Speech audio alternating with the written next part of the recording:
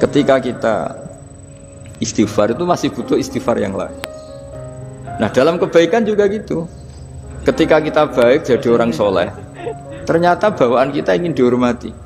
Dulu sebelum kita soleh itu ya kalau di majelis di belakang nggak tersinggung, nggak diperlakukan khusus, nggak tersinggung. Tapi setelah kita soleh, setelah kita kiai, setelah kita dosen, setelah kita rektor, kalau nggak duduk di depan tuh kayak nggak diregani.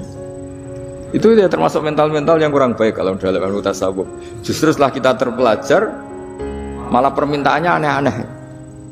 Padahal agama ini hanya mengajarkan wa ma umiru illa liya'buduha mukhlishina lahuddin. Agama ini hanya mengajarkan kalau ingin jadi orang soleh yang ikhlas. Kalau ingin jadi dosen, ya dosen yang ikhlas. Kalau ingin jadi guru, ya guru yang ikhlas. Karena biaya ndak ikhlas itu mahal sekali. Dan kalau sudah mahal sekali ini negara bisa jebol, sistem sosial bisa jebol. Jadi ini hal-hal yang khas kiai, karena kalau yang kajian kampus saya yakin Pak Rektor, Pak Wakil Rektor, dan Pak Ketua Yayasan lebih tahu, anak-anak mahasiswa lebih tahu. Saya kalau ngaji di kampus memang akan cerita khas pesantren, karena justru ini saling melengkapi. Saya tidak perlu basa-basi bicara ilmu khas mereka, karena mereka lebih tahu.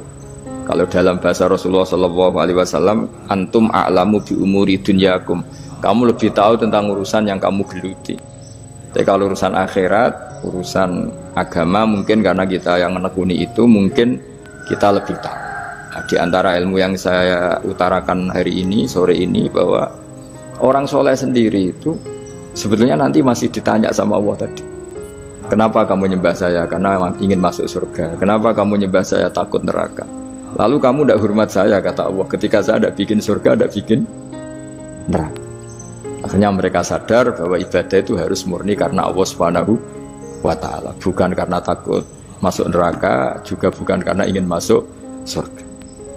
Ya sama seperti kita mencintai anak kita, yaitu sebagai karena anak kita. Jangan karena anak kita ranking 1, anak kita kumplot, lalu terus kita membiarkan anak kita saat ada anak kelas. Toh tetap anak kita. Saya mencintai suami saya karena dosen penghasilannya banyak, lalu suatu saat kalau ada masalah di PHK atau ada masalah terus tidak suami kan. Makanya di sini agama itu sangat menyarankan kesejatian. Jadi dia suami kita, dia anak kita, apapun kondisinya. Nah kira-kira gitulah, ikhlas itu kira-kira seperti itu. Jadi jangan sampai alasan-alasan yang bersifat materialistik itu yang menjadikan kita mencintai istri karena cantik, mencintai suami karena hasilnya besar. Suatu saat kalau itu berubah, kita akan masalah. Di sini agama menyarankan ikhlas. Makanya semua kitab di khazanah kita dimulai bab niat. Bab niat itu begini. Sehingga ada seorang yang tanya, kenapa ahli surga masuk surga selamanya, padahal amalnya paling banter 80 tahun. Tetapi kenapa ahli neraka akhirnya masuk neraka sampai selamanya, padahal kalaupun dia bejat hanya 80 tahun.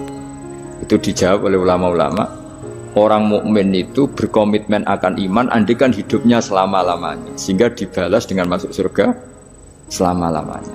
Sementara orang yang fasik, yang berbuat hanya mengumbar nafsu, bayangan dia kalaupun hidup 1000 tahun ya akan begitu terus. Dan dia ketika mati dengan status dia berencana andikan sehat maksiat terus. Karena punya rencana seperti itu diganjar neraka yang selamanya lama. Maka saya mohon niat ini juga yang harus mengilhami para rektor, para dosen.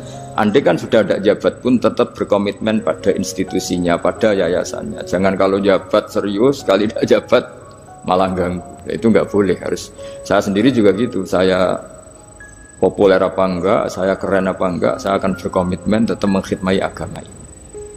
Dengan seperti itu berarti sudah biniyatin solihatin, punya niat yang